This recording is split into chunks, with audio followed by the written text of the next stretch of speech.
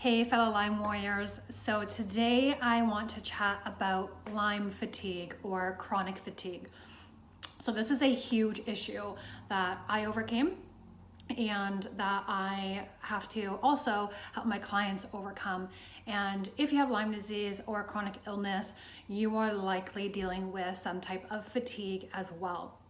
So I feel like it's definitely a hot topic, and the struggle is real. And if you're chronically ill and you are struggling with fatigue, you know the type of fatigue that I'm talking about.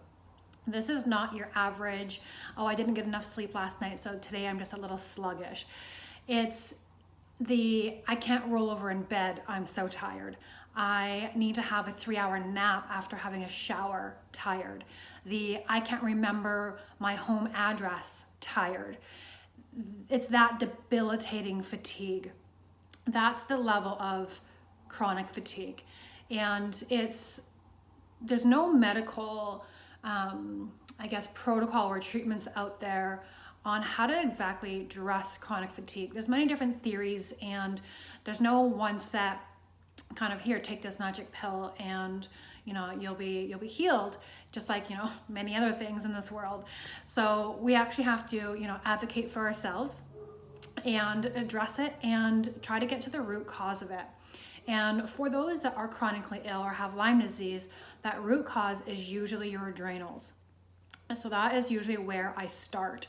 So after working with many clients with dealing with debilitating fatigue, myself included, I've come up with 5 hacks so that you can naturally help combat your Lyme fatigue or your chronic fatigue.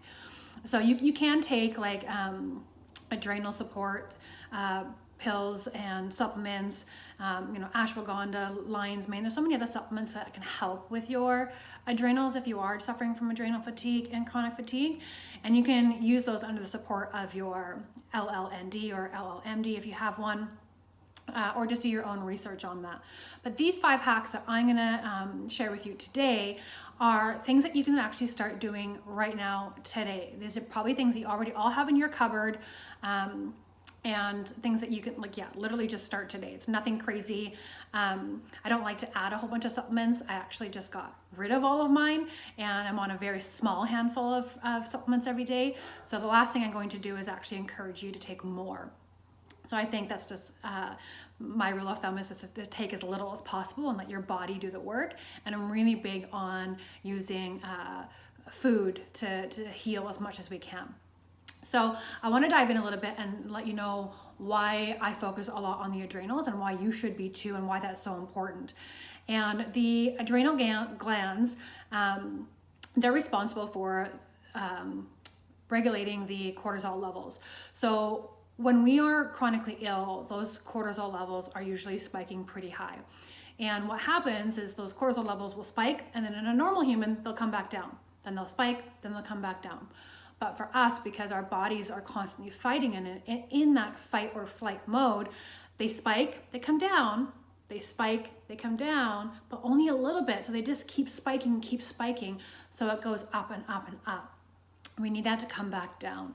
So because the adrenals can no longer handle that stress load, that's when adrenal fatigue comes. And that's when, after that adrenal fatigue gets pushed for too long, that's when it starts to get into that chronic fatigue and that really debilitating fatigue. So it's really important that we address the adrenals. So these 5 hacks are going to really help support those. So hack number 1 is get moving. So I'm a personal trainer. I've been a personal trainer for a decade, so I will always say number 1 is get moving. So this might sound kind of counterintuitive, of like, well, I'm too tired to work out, so how can you expect me to work out? But it's really about incorporating movement that is gentle enough on the body that's not causing more stress. So it's about taking the proper approach and making sure that you're choosing the right activity for that exercise is really the proper way to do that. But you need to exercise. So when we're exercising, we are releasing, natural endorphins in our body, which is our body's natural happy hormone. And we need to sweat to help detox, to help heal.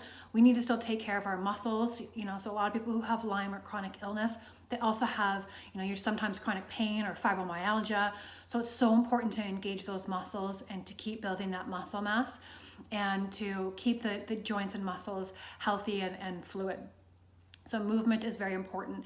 It just depends on, the type of movement you're doing and making sure it's appropriate.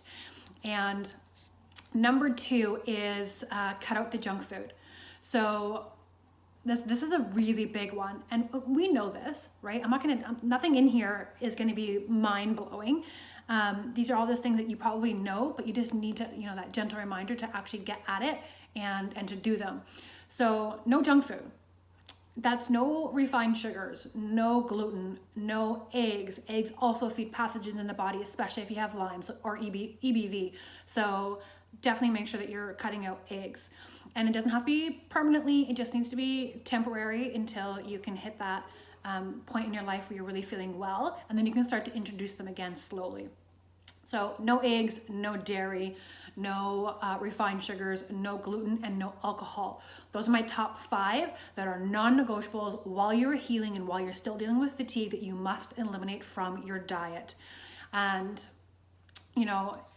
one of my favorite sayings, which really hit home for me, which especially when you're craving something, you're like, oh, it's just a bite, or oh, it's just, one donut or whatever, is you have to remember that every single time you put something in your mouth, whether it's a drink or food, you are either feeding that disease or fueling your body. So I really want you to remember that. When you're about to put something in your mouth, is it feeding disease or is it helping you heal? And I know that might be a little bit harsh, but when you're healing, it's you really have to dig that deep. It really is that important. And it's only temporary. You do not have to live like that for the rest of your life. It's not sustainable. It's not. But once you start to feel better, then you can kind of go back to that 90-10 rule or the 80-20 rule of you can have a little bit of treats here and there. But while you're trying to heal and while you're still dealing with this fatigue, it's a no-go. You gotta be on top of it. So remember, when you're about to eat something, is it feeding your disease or is it helping you heal? So that's a big one. Number 3. So again, right back to the adrenals, is number 3 is eat often. We really need to be supporting our blood sugar levels. So when those blood sugar levels crash, so do our adrenals. They kind of go hand in hand. So it is really important that we are eating quite frequently. So if your adrenals are really taxed and you're really dealing with like some major debilitating fatigue, like every 60 to 90 minutes is how often you need to be eating. And I'm not talking a whole meal or a whole snack, just even like a tablespoon of honey, right? Or an apple or a banana. Some natural sugars are one of the best things to help boost your adrenals. And so those are, you don't have to have a big meal. So don't get freaked out about that. But you want to be eating something that has substance, has some calories in it every 60 to 90 minutes if you're really struggling. And then you can start pushing that to every 2.5 hours as you progress through. So having those 3 meals a day plus 2 or 3 snacks is ideal right now while you're healing and dealing with that chronic fatigue. And again, that's just to support the blood sugar levels, and hand in hand will help support your adrenals. Number 4 is caffeine. So this is another hot kind of topic with caffeine. So I was a huge coffee drinker, only 1 or 2 a day, but if anyone, even when I first started my Lyme healing journey and started treatment, I told my LLND immediately, like, I will not give up coffee. That's my one thing. Like, I'm not giving up coffee. And now I don't drink coffee. So baby steps, you'll eventually get there. So with coffee and your adrenals and how it affects your fatigue. So if you drink coffee once in a while, so just maybe once or twice a week or once or twice every odd day or whatever, your body will spike cortisol. Because of the caffeine, and you'll get that rush, that spike of cortisol, but then because we're chronically ill, it doesn't quite come back down where it's supposed to. So your body never gets used to that. And every time you have a cup of coffee, cortisol spikes through the roof. That's what we need to avoid. So with coffee, I'm all about an all in or all out approach. So if you have coffee every single day, you don't get the cortisol spike anymore. Your body regulates it, and it actually gets used to that spike. So you don't get it anymore. So if you're gonna drink coffee, drink it every day. And if you do drink it every day, you need to have one, and it needs to be before 10:30 in the morning. Anything after 10:30 in the morning will start to affect your sleep at night. So if you have that one, if you choose to have that 1 cup of coffee a day, I also highly recommend that it is a bulletproof coffee. So if you don't know what a bulletproof coffee is, hit it up in Google, search it up. But basically you're just adding some healthy fats to your cup of coffee. So I would use MCT oil, so medium chain triglycerides. It's from coconut, or grass-fed butter, or ghee. So I don't do any dairy, so I only use the MCT oil, and it's fine. So by adding the fat into your coffee, it actually slows the caffeine release in your system. It slows it down, so you don't get that spike, right? And then you also, if you drink multiple cups of coffee a day, you'll find that you actually only need that one, because you're not getting the crash and then the spike and then the crash, the spike and then the crash. Needing the extra coffees, having the one, it's like a slow release. It's like a slow drip of caffeine throughout your morning or throughout your day. So if you're having the 1 cup of coffee a day, try to have it as a bulletproof coffee. Otherwise, give it up completely. There's no going back and forth. Your adrenals, it's gonna make you feel sick. Those that have, drink coffee and you get migraines, it's because your cortisol levels are going through the roof and your body it's overloaded. So a good alternative, if you do want to get rid of coffee, I actually have some in my cup today, is Dandy Blend. So Dandy Blend, again, Google it. You can get it on Amazon. It's dandelion root. So it's different from tea. So this is a powder, and you kind of mix it in with water. There's dandelion root tea, and then there's this Dandy Blend. The Dandy Blend is a lot stronger and more earthy tasting. The tea is very mild and watery. So I prefer the Dandy Blend. But it tastes very, very similar to coffee, and it's so healthy for you. The Dandy Blend, so dandelions, so good for detox and so good for supporting your liver. So a little bit of honey in that, and it tastes delicious, and it makes giving up coffee that much easier. So you can give that a go as well. All right, and the last hack, the last one, so number 5, is focus on hydration. So this is a huge one. So a lot of times we can be chronically tired because we are severely dehydrated. So it is really important that you are getting enough water throughout your day. So tea doesn't count, pop doesn't count, juice doesn't count, just pure 100% water. That is what counts. That is what your body needs. And I prefer to have it as like living water, and by adding a squirt of fresh lemon juice or lime juice, and you can even put a little pinch of Himalayan salt in there as well, and that is fantastic for detoxing. But the trick with this is having it first thing in the morning. So if you can drink that lemon water very first thing in the morning, it helps support that adrenal system, because it's just worked really hard overnight trying to rejuvenate and heal throughout the night. So, and it gets dehydrated overnight because you've just gone 8, 10, 12 hours without any water. So when your body wakes up in the morning, the first thing you need to do is slam back some lemon water. I personally do 32 ounces. And I drink that probably within 5 minutes of waking up, the whole thing. I just chug it back. And you'll find that even just doing that, you'll gain a little bit more energy from that. It's almost like having a cup of coffee. And then continue that throughout your day. So making sure that you're getting multiple glasses of water throughout the day.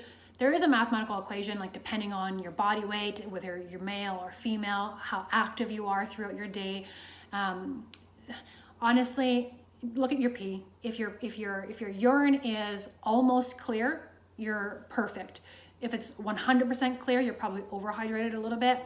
But if it is yellow, you're not getting enough water. So just pay attention to that. That's the easiest method to really tell if your individual body is dehydrated or not. So water, water, water.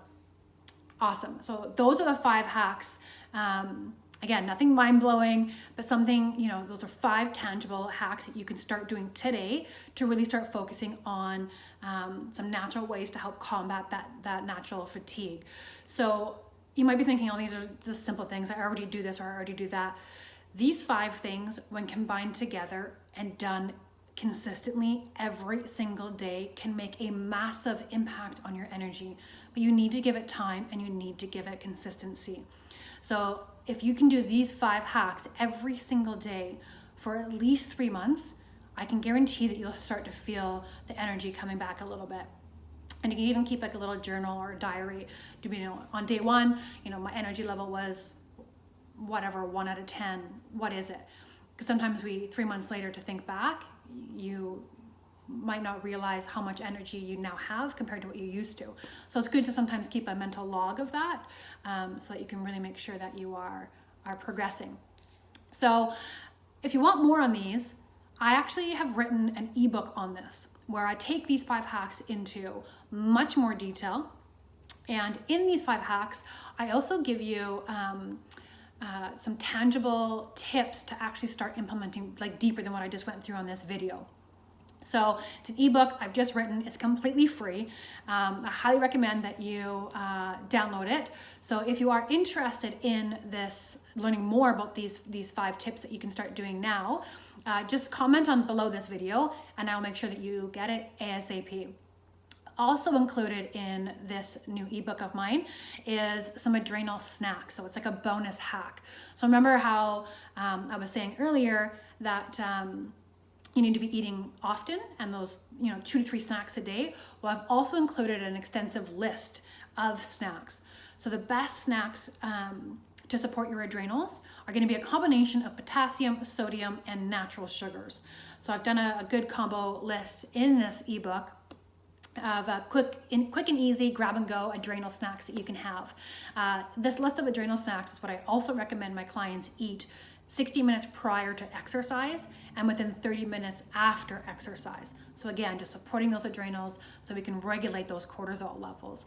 So if you want the ebook, comment below this video and I will make sure that I get it sent to your inbox ASAP. All right, thank you so much for watching today. If you have any questions, please drop them below and I'll be happy to answer them. Otherwise, yeah, thank you so much for watching and we'll catch you in the next video.